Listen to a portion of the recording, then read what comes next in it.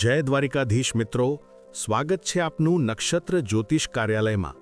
આપણે જાણીશું ક્યારે છે વર્ષનું પહેલું ગોચર ચંદ્રગ્રહણ, સૂતકકાળ, શું કરવું, કઈ રાશિને સાવધાની રાખવી વગેરે માહિતી આ વિડિયોની અંદર જાણીશું। ચંદ્રગ્રહણ 2026 હોળીનો તહેવાર એક ખાસ ખગોળીય ઘટના સાથે ઉજવવામાં આવશે। વર્ષનું પહેલું અને સૌથી લાંબુ ચંદ્રગ્રહણ 3 માર્ચે થશે। નોંધપાત્ર રીતે આ ગ્રહણ ભારતના કેટલાક ભાગોમાં દેખાશે, તેથી સૂતક કાળ પણ માન્ય રહેશે। તો ચાલો જાણીએ કે સિંહ રાશિ કયા નક્ષત્ર અને રાશિમાં રહેશે। જ્યોતિષીય માન્યતાઓ અનુસાર ગ્રહણ દરમિયાન સાવધાની અને સંયમ રાખવો શુભ માનવામાં આવે છે। વર્ષનું પહેલું અને સૌથી લાંબુ ચંદ્રગ્રહણ। સૂર્યગ્રહણ પછી 2026નું પહેલું ચંદ્રગ્રહણ 3 માર્ચે થશે। આ દિવસે હોળી પણ ઉજવવામાં આવશે। હિન્દુ કેલેન્ડર મુજબ ગ્રહણ બપોરથી સાંજ સુધી ચાલશે, જ્યારે હોળિકા દહન રાત્રે કરવામાં આવશે। રંગોનો તહેવાર ધૂળેટી 4 માર્ચે ઉજવવામાં આવશે। આ ગ્રહણ ખાસ કરીને મહત્વપૂર્ણ છે, કારણ કે તેને વર્ષનું સૌથી લાંબુ ચંદ્રગ્રહણ કહેવામાં આવે છે। ચંદ્રગ્રહણનો સમય અને સૂતકકાળ। ચંદ્રગ્રહણ 3 માર્ચે બપોરે 3:20 ભારતીય સમયે શરૂ થશે અને સાંજે 6:47 ભારતીય સમયે સમાપ્ત થશે।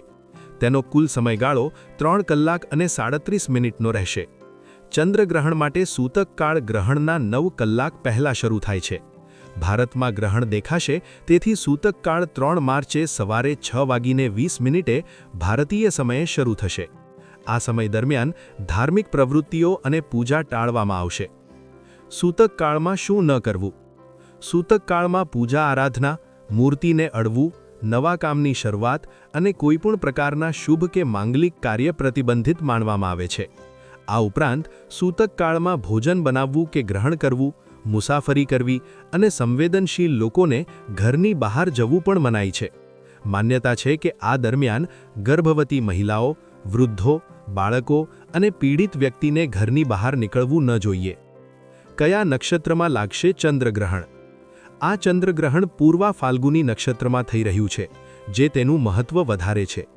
વૈદિક જ્યોતિષશાસ્ત્રમાં પૂર્વા ફાલ્ગુની નક્ષત્ર આનંદ, આરામ, કલા અને સર્જનાત્મકતા સાથે સંકળાયેલું છે।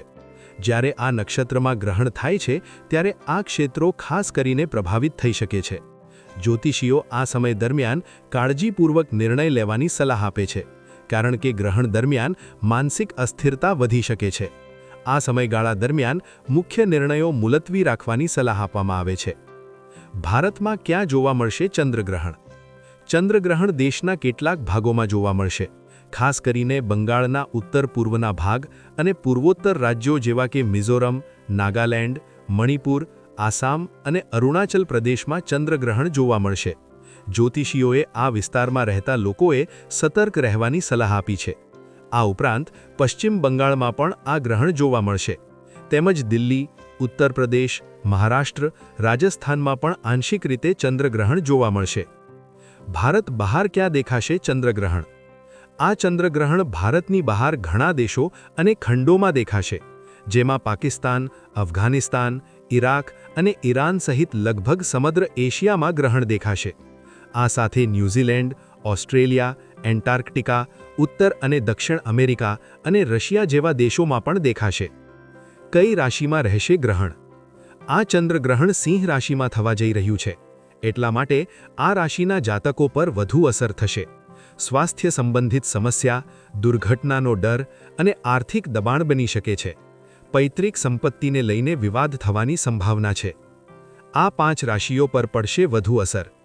જ્યોતિષશાસ્ત્રના દૃષ્ટિકોણથી જ્યારે ચંદ્રગ્રહણ કોઈ ચોક્કસ રાશિમાં થાય છે, ત્યારે તે રાશિ તેમજ તેની સાથે સંકળાયેલી અન્ય રાશિઓને અસર કરે છે।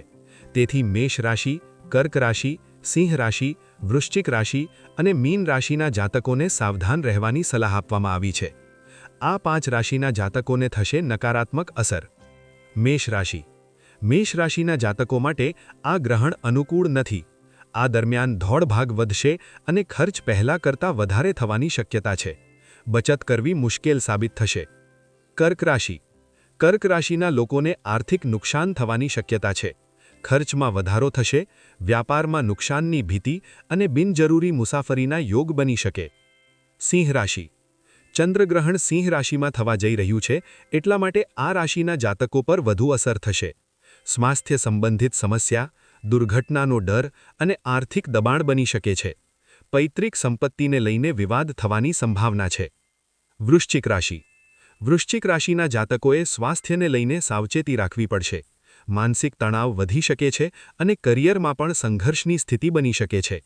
આવા સમયે ઉધાર કે વ્યાજે પૈસા લેવાથી બચવું લાભદાયી છે.